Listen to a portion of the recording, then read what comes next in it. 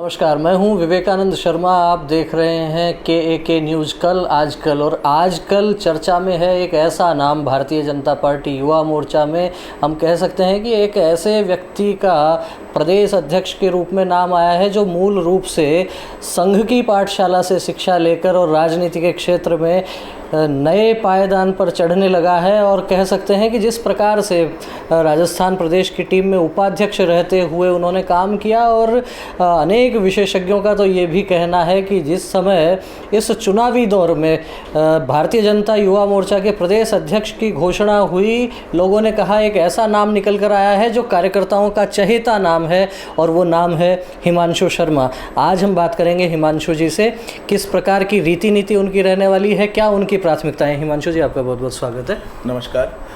हिमांशु जी, सबसे पहले ये जानना चाहेंगे कि सामाजिक जीवन में आपकी शुरुआत किस प्रकार से हुई, क्योंकि आज के दौर में हम देखते हैं तो सामान्यतः युवा ये सोचता है कि पढ़ाई लिखाई की अच्छी सी कोई नौकरी मिल जाए, मल्टीनेशनल, या फिर अपना बिजनेस, ये सब देखता है। लेकिन सामाजिक जीवन में आने की किस प्रकार से, कहाँ से प्रेरणा मिली, कैसे शुरुआत हुई? देखिए, मैं एक गैर राजनीतिक परिवार से संबंध रखता हूँ। मेरे परिवार में कोई राजनीति में नहीं है, दूर दूर तक जी। और मैं बाल्यकाल से ही संघ का स्वयंसेवक रहा, संघ की शाखाओं में गया, वहाँ पे संस्कार सीखे, और उसके बाद मैंने संघ की शाखाएं लगाई और संघ की शाखा में लगाता रहा। मेरा संघ में शिक्षण हुआ। उसके उपरांत मैं अखिल भारतीय ग्राहक पंचायत में काम करने लगा। अखिल भारतीय ग्राहक पंचायत में मेरा जो काम हुआ वो जयपुर शहर के अंदर हुआ। जयपुर में हमने बहुत काम किया।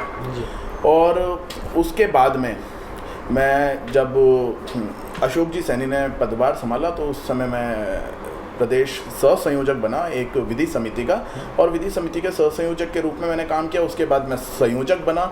संयोजक बनने के बाद मेरे को प्रदेश उपाध्यक्ष के रूप में, भारतीय जनता युवा मोर्चा के प्रदेश उपाध्यक्ष के रूप में दायित्व दिया गया, और आज पार्टी ने मेरे को प्रदेश अध्यक्ष की जिम्मेदारी दी है, और मैं सोचता हूँ कि मैं इस जिम्मेदारी को बखूबी निभाऊंगा। आपने जिस प्रकार से बताया कि संघ में आपका शिक्षण हुआ, अनेक दायित्वों का आपने वहाँ निर्वहन किया, उसके पश्चात भारतीय जनता पार्टी में आपने काम किया, युवा मोर्चा में आप पदाधिकारी रहे, 2 अलग अलग जिम्मेदारियों का भी आपने निर्वहन किया।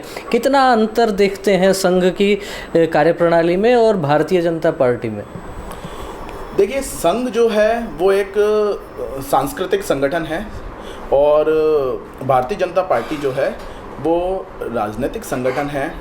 तो इनमें अंतर तो दोनों में है। संघ कभी चुनाव नहीं लड़ता, भारतीय जनता पार्टी चुनाव लड़ती है, तो दोनों में अंतर है।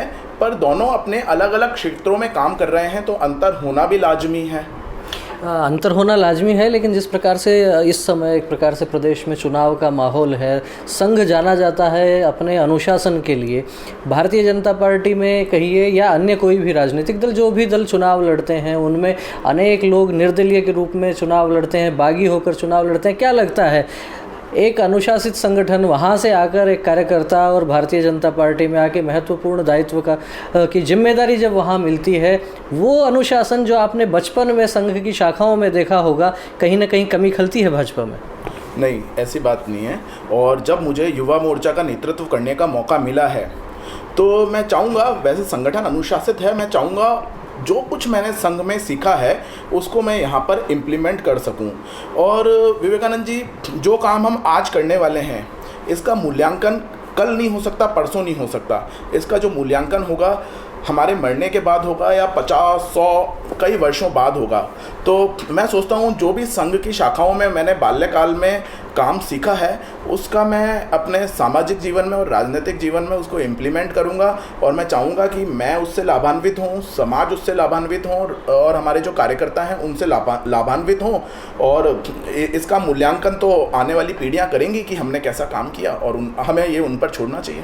एक जानकारी आपसे ये भी चाहेंगे कि जिस प्रकार से भारतीय जनता पार्टी में कार्य करने वाले अनेक कार्यकर्ता संघ पृष्ठभूमि से आते हैं, लेकिन एक बहुत बड़ी संख्या ऐसे कार्यकर्ताओं की भी होती है जो संघ को नहीं जानते हैं, जो संघ को नहीं पहचानते हैं, केवल भारतीय जनता पार्टी के नाते, एक राजनीतिक दल के नाते जो आते हैं।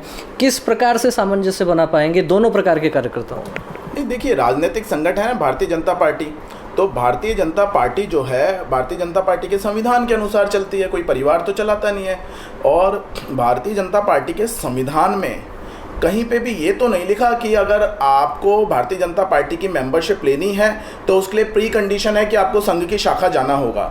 जब ये नहीं लिखा है तो संघ के लोग भी आते हैं और जिनका संघ से संबंध नहीं होता है वो लोग भी भारतीय जनता पार्टी में आते हैं, और इसमें किसी भी प्रकार की दिक्कत नहीं है। भारतीय जनता पार्टी में आने के लिए जो प्री कंडीशन है वो यह है कि आपका जो सिद्धांत होना चाहिए वो राष्ट्र हित में होना चाहिए, आपको राष्ट्रवाद की बात करनी है और भारतीय जनता पार्टी के संविधान के अनुसार चलना है।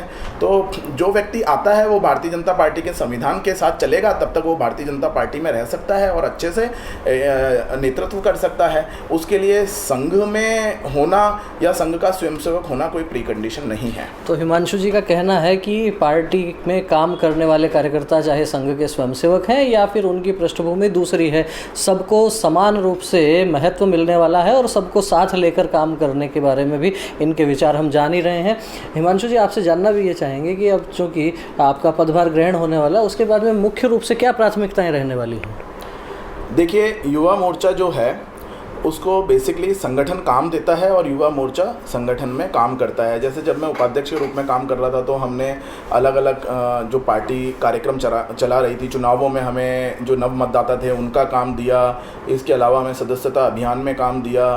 तो युवा मोर्चा इस तरीके के काम करता रहता है। तो पार्टी जो हमें काम देगी, जो भी पार्टी के नए आयाम होंगे वो सारे काम हम करेंगे। पर इसके अतिरिक्त तो मेरा जो मानना है, मैं चाहूँगा कि मैं युवा मोर्चा के माध्यम से युवा मोर्चा को सर्वस्पर्शी बना सकूं, प्रोफेशनल लोगों को जोड़ सकूं। हम लोग विश्वास रखते हैं कि जो अंतिम पंक्ति में जो व्यक्ति खड़ा हुआ है उस तक लाभ पहुंचे। तो मेरा ये मानना है कि मैं किसी भी पंक्ति में व्यक्ति खड़ा हो, अंतिम पंक्ति में खड़ा हो, पहली पंक्ति में खड़ा हो, सबको युवा मोर्चा के साथ जोड़ने का प्रयास करूंगा और युवा मोर्चा के माध्यम से सरकार के जो योजनाएं हैं, सरकार की योजनाओं को व्यक्तियों तक पहुंचाना और नए नए लोगों को मोर्चे के साथ जोड़कर पार्टी को संगठित करना, पार्टी को सुदृढ़ करना, यह मेरा प्रयास रहेगा। तो इस प्रकार से इस चर्चा में ये भी बात निकल कर आई है कि हिमांशु जी कह रहे हैं अपनी इस पूरी चर्चा में कि अंतिम पंक्ति में बैठा हुआ जो व्यक्ति है वहाँ तक सरकार की योजनाएं पहुँचें, वहाँ तक लाभ उस व्यक्ति को पहुँचे, उस व्यक्ति की भी सार संभाल की जाए। कहीं न कहीं ये भी कहा जा सकता है कि दीनदयाल उपाध्याय जिस अंत्योदय का स्वप्न देखा करते थे, उस अंत्योदय के स्वप्न को शब्दों के रूप में अभी हिमांशु जी ने हमारे साथ में साझा किया है। आशा करते हैं कि इसी प्रकार से इन्हीं विचारों पर वे आगे बढ़कर काम भी करते रहेंगे। आने वाले समय में देखने को मिलेगा कि किस प्रकार से भारतीय जनता पार्टी के युवा मोर्चे में जिस प्रकार से नए लोग आकर काम कर रहे हैं, आगे आकर काम कर रहे हैं और जिस प्रकार से बखूबी जिम्मेदारियां भी संभालने को तैयार हैं, संगठन को कितना आगे ले जा पाते हैं ये तो भविष्य ही बताएगा। आप यदि हमारा यह वीडियो यूट्यूब पर देख रहे हैं तो चैनल को सब्सक्राइब करना मत भूलिए। आपके विचार हमें कमेंट बॉक्स में आप साझा कर सकते हैं। बहुत बहुत धन्यवाद। नमस्कार। आपको हमारा यह वीडियो पसंद आया हो तो हमारे चैनल को सब्सक्राइब कीजिए, बेल आइकन दबाइए, कमेंट कीजिए, शेयर कीजिए। बहुत बहुत धन्यवाद।